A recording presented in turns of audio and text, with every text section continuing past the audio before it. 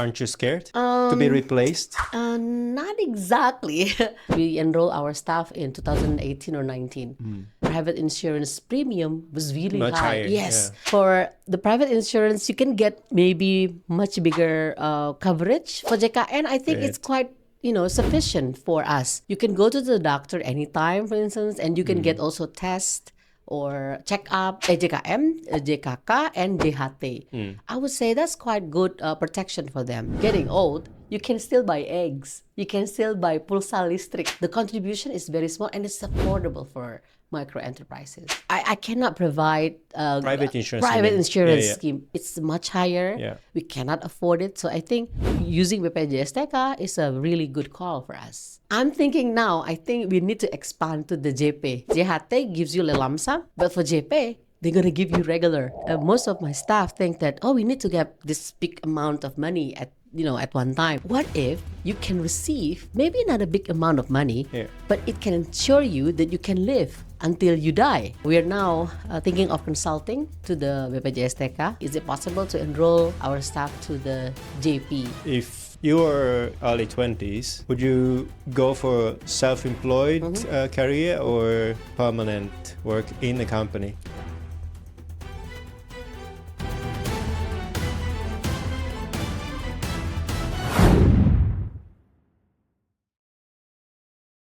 So welcome to Insider Insight. This is the usual channel program that we invite experts, our friends, to learn stories, personal stories, technical issues on social security and labor issues in Indonesia. So today we have Wenny. I don't know how to pronounce your family name, actually. Wenny Mustikasari. Yes, that's right. So welcome, Wenny. Yeah. Hi. Hi, Ipe. We have been working for a long time. How many years have we been working? 6, 7. Before you moved to Indonesia, I think we started to work together. Yeah. You were just like visiting from Bangkok. Bangkok, that's right. Yeah. Then you moved to Indonesia. 2020. Then I guess, from that point on, 6 years now. Almost 6 6 years we yeah. have been working. Yes. In the ILO, right? Yeah, that's right. Maybe before we start, probably everyone may be wondering who this is. So Yeah, I studied your CVs and really? past records. So Okay. you were born in Tulungagung. Tulungagung, yes, that's right. East Java. Is it a village? Yes, I was born in a village. I was actually a home birth baby. Oh, okay. I was born in a house, in a home of my grandparents. Okay. In a small village in the East Java. It's actually the prominent migrant workers center region. To where? To many places, to Malaysia, to Southeast Asia predominantly, also Saudi Arabia. Yeah. Saudi Arabia? Yes. Okay. Arabic countries? Yes, Arabic, Middle Eastern countries, I guess. Yeah. Traditionally? So it's not a recent phenomenon? It's actually quite some times. I think it all started back in the 80s. The reason why I remember this is because our former domestic worker decided to join to work as a migrant worker. You're home domestic worker? Yes, back in the past, back in the 80s. She worked for us, I think, about 2 or 3 years, and then she decided to be the migrant domestic worker to Malaysia, if I'm mistaken. But I heard that there are a lot of families around my grandparents' home that decided to be migrant workers. Yeah. So it's a predominant migrant worker center. Sending village? Yes. Or village or town? My mother came from a village, but my father came from the town. So it's a bigger, So. Okay. Yeah. So maybe I will come back to that point. Yeah, sure. I'm interested in a village. Yeah, sure. And then I don't know where you graduated from high school, but... I graduated here in Indonesia, Jakarta. Okay. From Trisakti University. It's in West Jakarta. Trisakti, yes, that's right. Architecture. Yes. You studied architecture. Yes, my background is actually architecture. Yeah. So I was educated as an engineer and architect, and I practiced architecture around 3 to 4 years before I pivot to this lane of work. I found it quite weird. You became an interpreter afterwards, but I will come back to that. Yeah, sure. And then you started working with the ILO as an interpreter Yes, in that's right. 2005. 2005. Yes. And then you established your PT Akanisari. Aksanisari. Aksanisari. Yes, that's right. Okay, 2008. 2008. Yeah. And you also started working with the World Bank. Yes. 2008, UNDP 2009. Yes. World Health Organization, WHO. Yes, that's right. 2015. And then there are also many I think, others. civil society Yeah, organizations. mostly civil society organizations. New clients. Yeah. Yes, that's right. Because I started doing my interpretation work with the CSO. It's actually had a very close relation to my background as an architect. If you still remember, 2004, the tsunami hit the Indian Ocean. Oh, Aceh, Banda Yes, Aceh. exactly. So that was the time when I started to work for an organization that worked mainly on disaster management.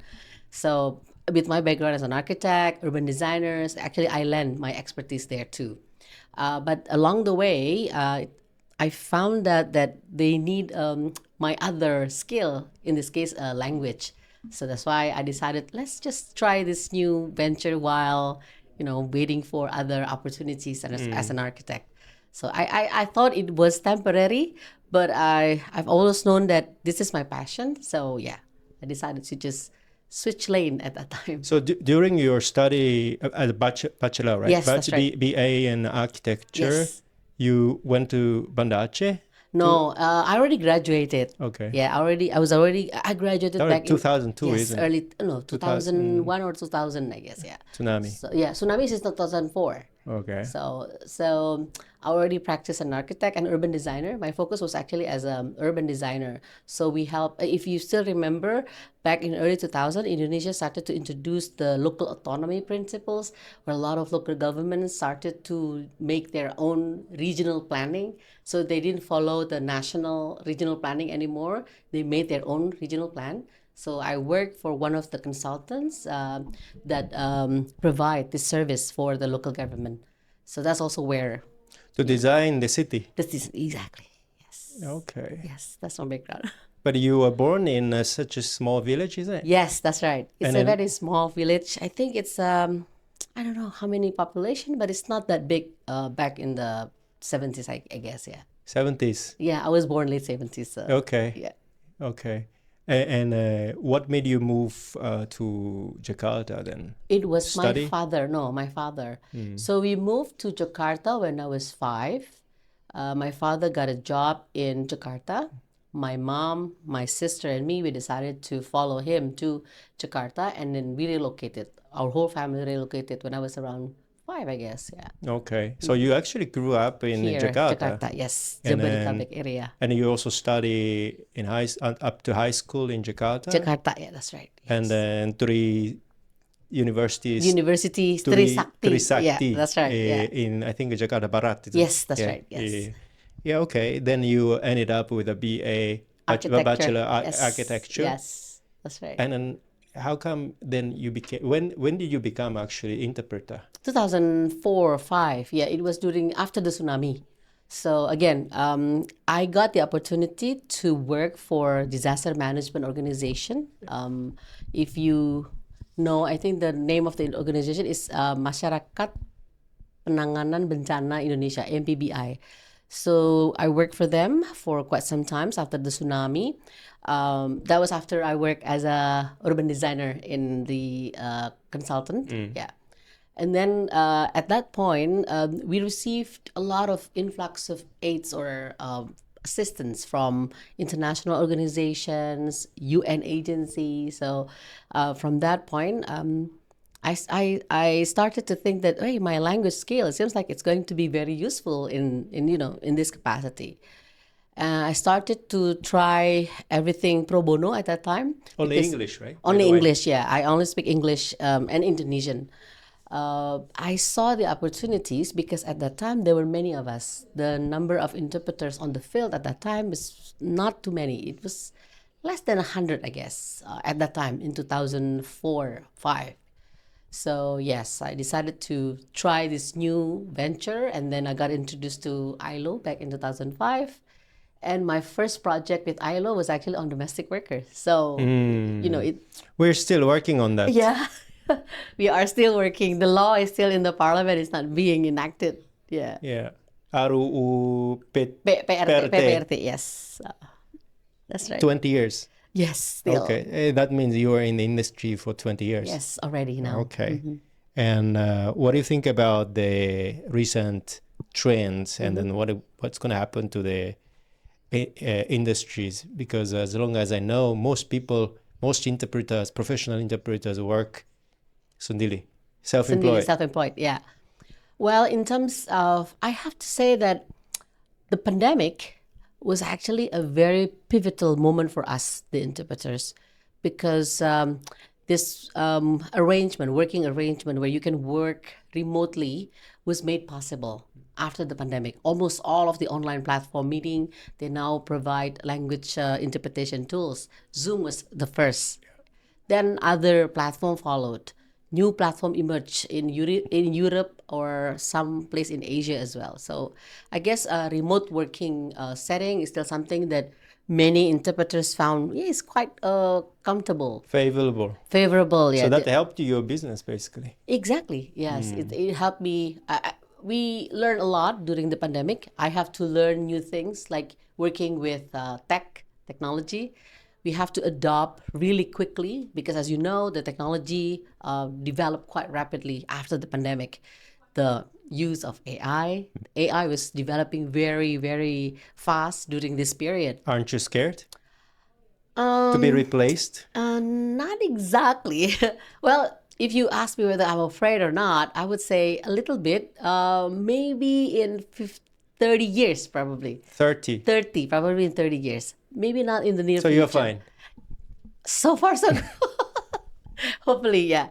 But I think that's also the reason why we have to expand our services as a company. So it's not only the language interpretation, but we also provide other things that many cannot be replaced by AI.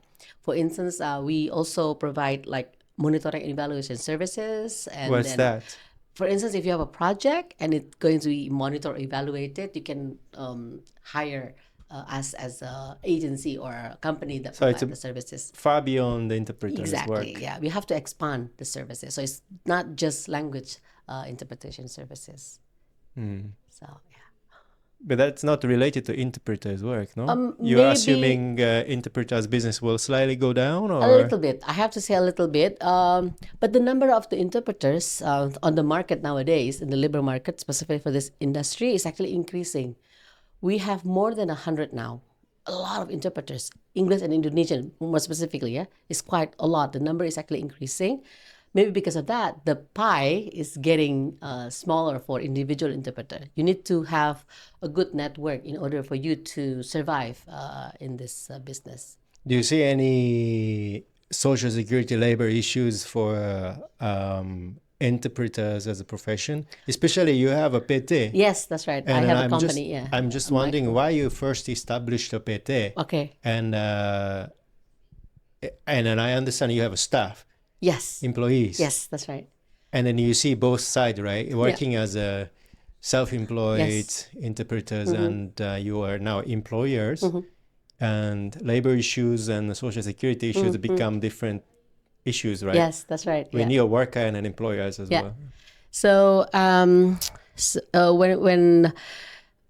when we first decided to establish Aksarisari in 2008, I saw an opportunity at that time because there were not many companies that provide comprehensive A to Z or end-to-end services.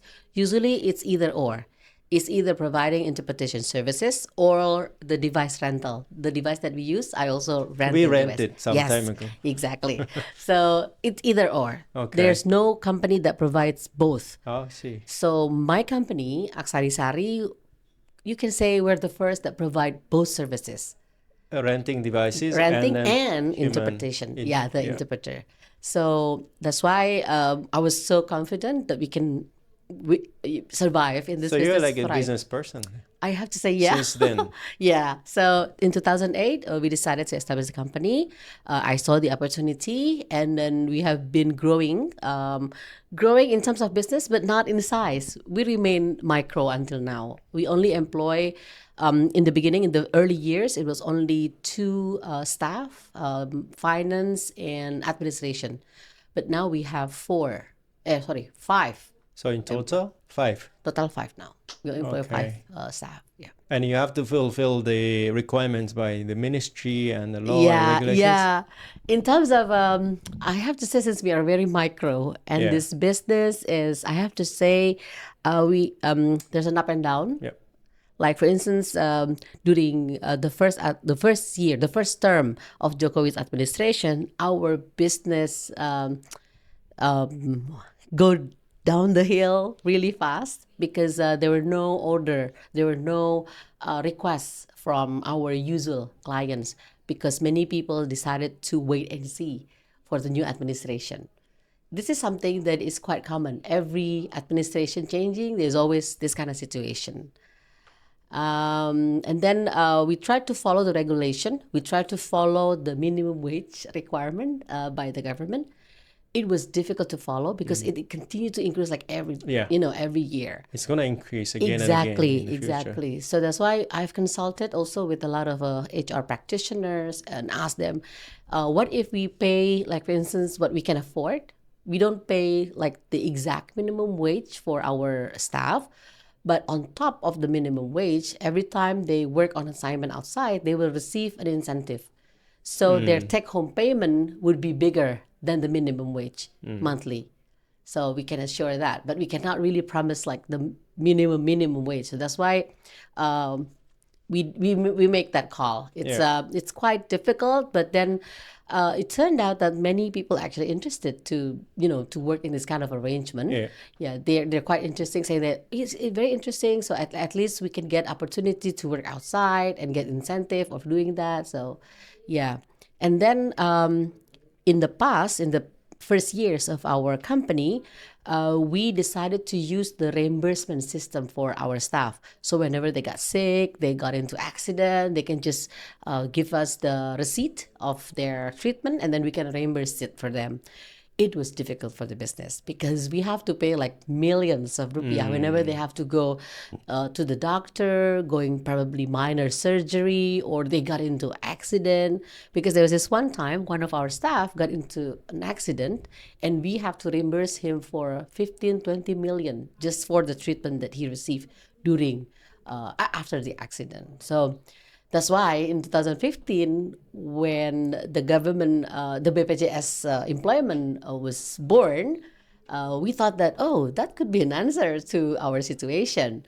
So we then decided to provide, on top of that salary, the basic salary they receive, incentive, we also provide them guaranteed BPJS health contribution paid by the company. JKN, that's right. We ensure that on top of the salary, we give it to them so that they can pay the JKN. The program started in 2016. 16, yes, yeah.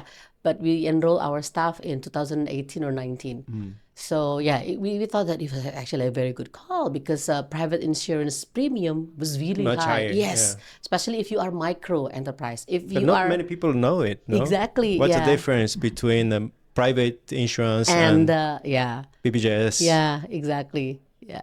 For the private insurance, you can get maybe much bigger coverage for your, if you go to hospital. Cancer. Yeah. But for JKN, I think it's quite, sufficient for us.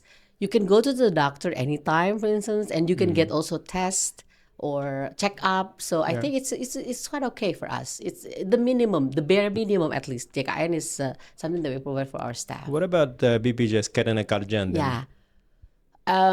It's more complex exactly. for many people. For us, for the micro enterprise, it's really complicated because we only employ less than 10, very small number of manpower in our company, and our business the value is not as big as small or even medium enterprises. So that's why we've consulted back and forth with the BPJS account officers, and they say that you can enroll your staff using the non-wage earner bukan penerima upah BPU scheme. And I asked, what do they get? They get three protection, JKM, JKK, and JHT. I would say that's quite good protection for them. One thing and the reason why we decided to do so is because we want to instill this sense of security. So at least they know that if they work outside and they got into accident, they're not going to be worried because they're going to receive something as a protection. The same thing also with the JHT.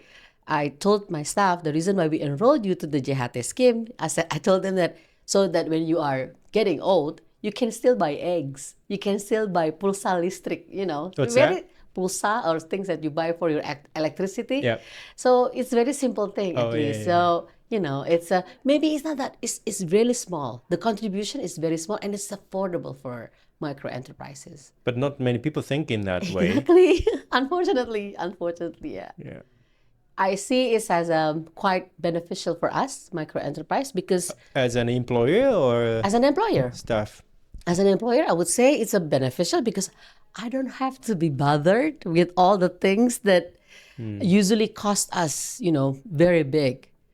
I cannot provide Private insurance. scheme, the pension, I forgot the name. What do you call it? They have the scheme for pension given to Dana private. pension? No. Dana pension, yeah, maybe pension fund. Or private insurance is we much cannot. higher. Yeah, it's much higher. Yeah. We cannot afford it. So I think using BPJS TK is a really good call for us. Yeah. Yeah. And your employees are fine? Yeah, they're happy? Or? Yes, they're very happy.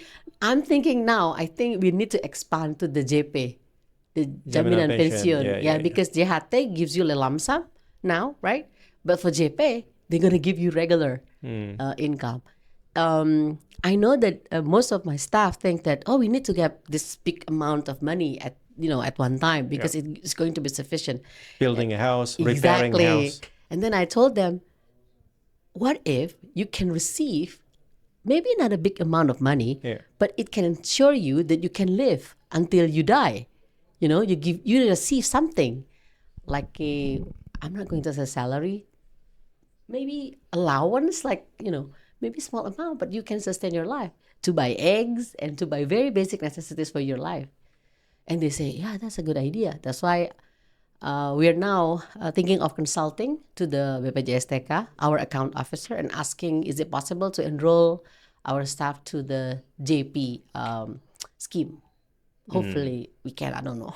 We are micro, so yeah. Yeah, I mean, by law, regulation, it's possible, right? Yeah. It's just a matter of regular expenditure and then Exactly, also yeah. employees will. Because many workers also don't want to pay extra contribution to BPJS TK, right? Yeah, we explained to them the amount, the possibility. It's very small, Very small, exactly. So like two pack of cigarette per month? yes, very small. So I guess it'll be a good thing for our staff. Yeah. After working with an ILO and you've been interpreting so many conferences and meetings, right? And I think you and other colleagues, interpreters, are much more knowledgeable about social security and the labor issues than any other people in I guess so, in Indonesia. I think that's the perks, of being an interpreter, especially I work with ILO for a very long time now. And I learn a lot. It's an eye-opening experience for me. Change your kind of way of thinking towards this insurance things, because it's not common principles as part of Indonesian people's mind, right? Yeah, it is. Actually, it changed a lot of my perceptions about insurance. I spent about a year outside of Indonesia when I was in university, and I remember I work as a part-timer in a bar in that country. And then I remember when I want to apply to work there, the employer asked me, do you have insurance? And then I said, what? Insurance? What for? And what if you get sick? What if you get an accident? He said, What do you mean? If you got sick or you got in an accident, I don't want to pay for your treatment. You need to cover, you need to protect yourself. So that's why that was 25 years ago. Okay. And then when I returned home, there's no scheme in Indonesia available for a freelancer or someone who is working part-time, right? Yeah. At that time. So that's why when I started working in ILO, working with you and Yeah. this social security issue, it's really, wow, this is like the answer to my questions for years. Yeah. It's Yeah. very good if we start to roll out the social security scheme correctly. Correctly. It's going to be very beneficial for all of us. Yeah. Yeah.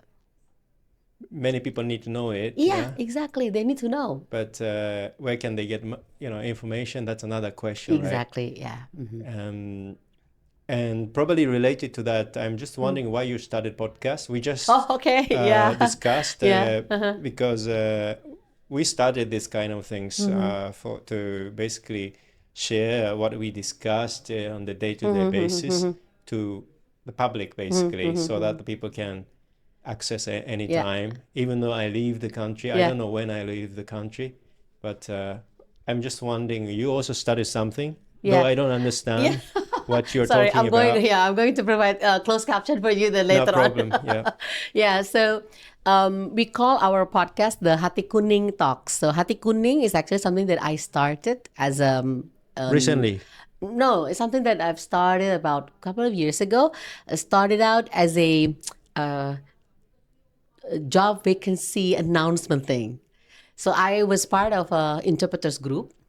It's so difficult to get talents, interpreters, because as an agency, you get a lot of offers, right? You get a lot of requests from your client, sometimes 5 to 6 requests in a day. Oh, so you had too many demands. Exactly. You didn't have a supply. At that time, I don't have enough supply. I don't have enough talents at that time. So in order for me to get talents, I have to make job vacancy announcement, right? In order for it to be recognized easy, I have to select a symbol. Then I select yellow hearts or hati kuning because yellow represents creativity, enthusiasm, intelligence, joy, happiness. So that's why I use this symbol, yellow hearts. Yellow hearts, job vacancy from Aksanisari, from us, from Wenny. Then everybody started to, get the buzz of, whenever there's hati kuning, that means job opportunities for us as freelancers.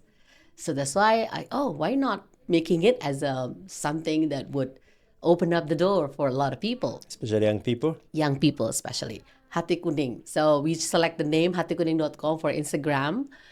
And then my husband, aside from being an HR professional, he's also a certified financial planner. So we decided to make something like small educational reels or feature that would spread information about financial planning initially. Because as an agency, I receive a lot of questions from freelancers. How do I plan my finance as a freelancer? To think about security, insurance, about emergency funds, and many others, including pension.